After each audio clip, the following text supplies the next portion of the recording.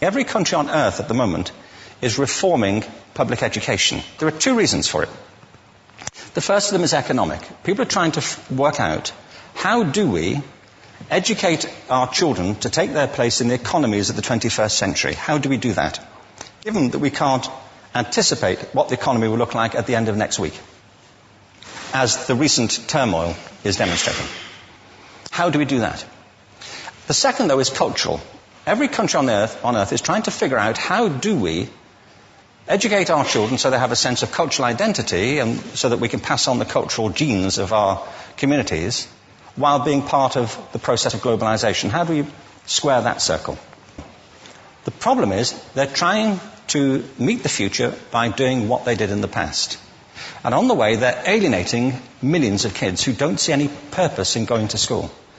When we went to school, we were kept there with a story, which was if you worked hard and did well and got a college degree, you would have a job.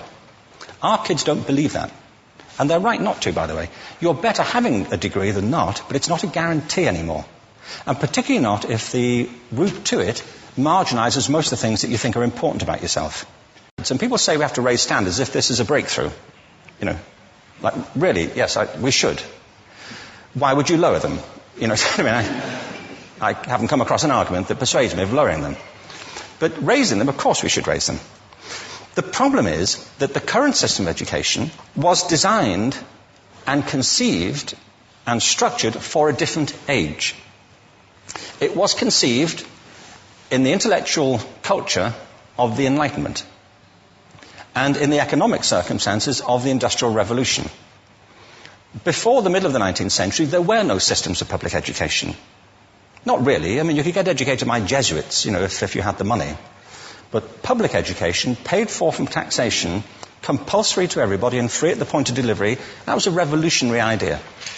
And many people objected to it. They said it's not possible for many street kids, working class children, to benefit from public education. They're incapable of learning to read and write, and why are we spending time on this?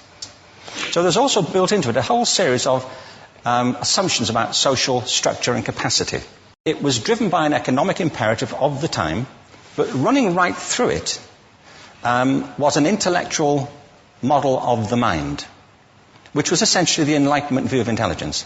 That real intelligence consists in the capacity for a certain type of deductive reasoning and a knowledge of the classics originally, what we come to think of as academic ability. And this is deep in the gene pool of public education, that there are really two types of people, academic and non-academic, smart people and non-smart people. And the consequence of that is that many brilliant people think they're not, because they've been judged against this particular view of the mind. So we have twin pillars, economic and intellectual. And my view is that this model has caused chaos in many people's lives. It's been great for some. There have been people who have benefited wonderfully from it. But most people have not. Instead, they suffer this. This is the modern epidemic, and it's as misplaced and it's as fictitious. This is the plague of ADHD. Now, this is a map of the incidence of ADHD in America, or prescriptions for ADHD. Don't mistake me here. I don't mean to say there is no such thing as attention deficit disorder. I'm not qualified to say if there is such a thing. I know that a great majority of psychologists and paediatricians think there is such a thing. But it's still a matter of debate.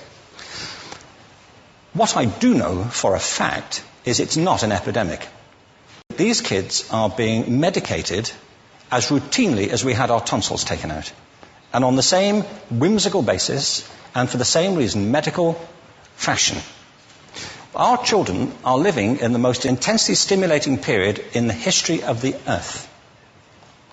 They're being besieged with information and calls for their attention from every platform, computers, from iPhones, from advertising holdings, from hundreds of television channels. And we're penalizing them now for getting distracted. From what? Boring stuff. At school, for the most part. It seems to me it's not a coincidence totally that the incidence of ADHD has risen in parallel with the growth of standardized testing.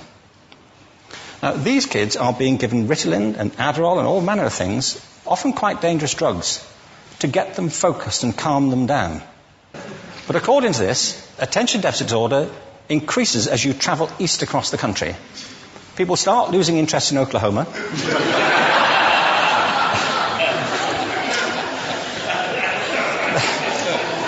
They can hardly think straight in Arkansas. And by the time they get to Washington, they've lost it completely. And there are separate reasons for that, I believe. It's a fictitious epidemic. If you think of it, the arts, and I don't say this exclusively of the arts, I think it's also true of science and of maths, but I say about the arts particularly because they are the victims of this mentality currently, particularly. The arts especially address the idea of aesthetic experience. An aesthetic experience is one in which your senses are operating at their peak, when you're present in the current moment, when you're resonating with the excitement of this thing that you're experiencing, when you are fully alive. An anesthetic is when you shut your senses off and deaden yourself to what's happening. And a lot of these drugs are that. We're getting our children through education by anesthetizing them. And I think we should be doing the exact opposite. We shouldn't be putting them asleep. We should be waking them up to what they have inside of themselves. But the model we have is this. I believe we have a system of education that is modeled on the interests of industrialism and in the image of it. I'll give you a couple of examples.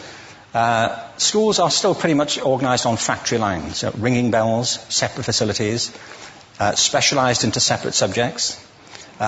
We still educate children by batches. We put them through the system by age group. Why do we do that? Why is there this assumption that the most important thing kids have in common is how old they are? It's like the most important thing about them is their date of manufacture. You know what I mean? Well, I know kids who are much better than other kids at the same age in different disciplines, or at different times of the day, or better in smaller groups than in large groups, or sometimes they want to be on their own. If you're interested in the model of learning, you don't start from this production line mentality. It's essentially about conformity, and increasingly it's about that as you look at the growth of standardized testing and standardized curricula. And it's about standardization. I believe we've got to go in the exact opposite direction. That's what I mean about changing the paradigm. There was a great study done recently of divergent thinking. Published a couple of years ago. Divergent thinking isn't the same thing as creativity. I define creativity as the process of having original ideas that have value. Divergent thinking isn't a synonym, but it's an essential capacity for creativity. It's the ability to see lots of possible answers to a question, lots of possible ways of interpreting a question, to think what Edward de Bono would probably call laterally, to think not just in linear or convergent ways, to see multiple answers, not one. So, there are tests for this. One kind of cod example would be people might be asked to say, how many uses can you think of for a paperclip? Well, those routine questions. Most people might come up with 10 or 15. People who are good at this might come up with 200. And they do that by saying, well, could the paperclip be 200 foot tall and be made out of foam rubber? Does it have to be a paperclip as we know it, Jim? Now, there are tests for this, and they gave them to 1,500 people. This is in a book called Breakpoint and Beyond. And on the protocol of the test, if you scored above a certain level, you'd be considered to be a genius at divergent thinking. Okay? So my question to you is, what percentage of the people tested, of the 1,500, scored at genius level for divergent thinking? Now, you need to know one more thing about them. These were kindergarten children. So what do you think? What percentage at genius level? 80. 80, okay. 98%. Now, the thing about this was it was a longitudinal study. So they retested the same children 5 years later, ages of 8 to 10. What do you think? 50? They retested them again 5 years later, ages 13 to 15. You can see a trend here, can't you?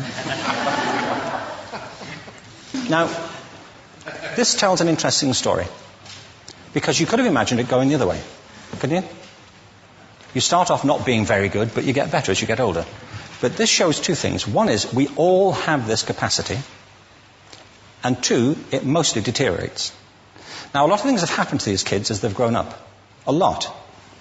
But one of the most important things that happened to them, I'm convinced, is that by now they've become educated.